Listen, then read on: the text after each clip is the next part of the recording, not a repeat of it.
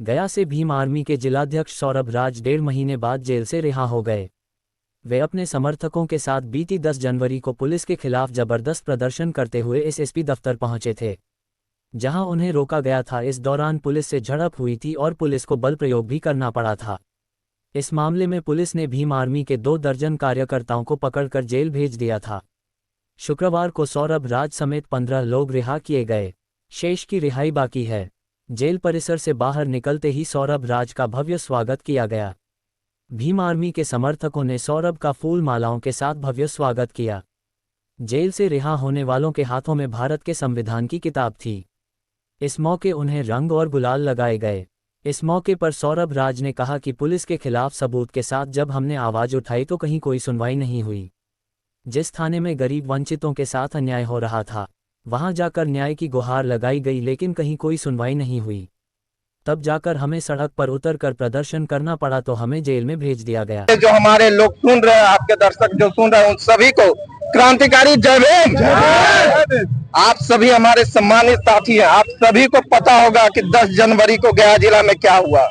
तो सूचित कर रहे थे, सचेत कर रहे थे कि आपके जिला में गरीब वंचित शोषित समाज के लिए कोई सम्मान की जगह नहीं है।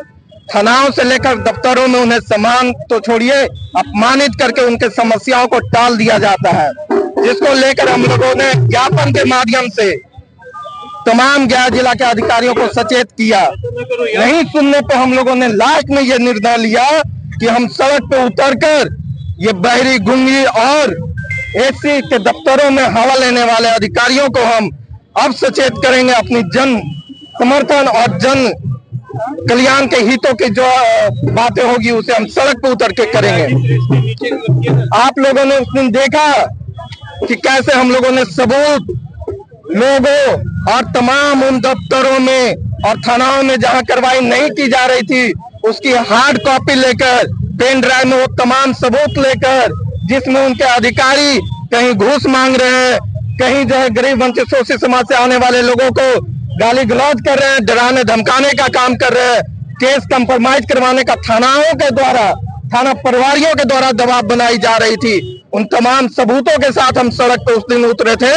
तो प्रशासन के लोगों ने, क्योंकि पता था उन्हें कि अगर ये आपके बीच में, हमारे सामान्य मीडिया कर्मियों के बीच में आ जाती, आपके चैनलों पे चल जाती, तो ये तमाम अधिकारियों के पोल खुल जाते कि करप्शन कैसे की जाती है और उसे कैसे जो है उस पे पर्दे लगाए जाते हैं।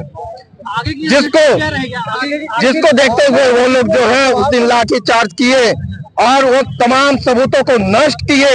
यहाँ तक कि हम जैसे साथी जो हाथ में संविधान लेकर घूमते हैं, आप लोगों ने देखा होगा कि रैली में हमारे हाथों में झंडा थे, राष्ट्र ध्वज थी, हाथों में संविधान की किताब थी, पोस्टर थी, और ये लोग हम पे ब्लेम लगा रहे हैं कि हम एसएसपी कार्यालय के गेट तोड़ रहे थे।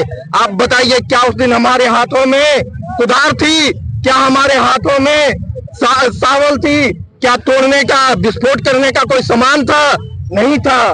वो कहते हैं कि आपने परमिशन नहीं लिया, आपने कोई लिखित आवेदन नहीं दी, जानकारी नहीं दी। हम कहते हैं हमारे पास दो रिसीविंग है गोपनीय शाखा का, एसडीओ से मिलकर हमने उनको जानकारी दी थी, लिखित आवेदन दो दी जिसकी रिसीविंग है, और उनको कैसी जानकारी चाहिए थी। आप लोगों ने जब एसएसपी का बयान लिया तो स्वयं कहते हैं कि हमने कई अधिकारियों को सौरभ जी से मिलने के लिए बोला। तो क्या वो अपने प्रोफेशन चेंज कर लिए हैं? जब उनको जानकारी नहीं थी तो सौरभ जी से क्यों मिलने आए? हमसे रिश्तेदारी करने आए थे? क्या करने आए थे? हमारे 20 साथी जेल गए, जिसमें हमारी एक बहन थी।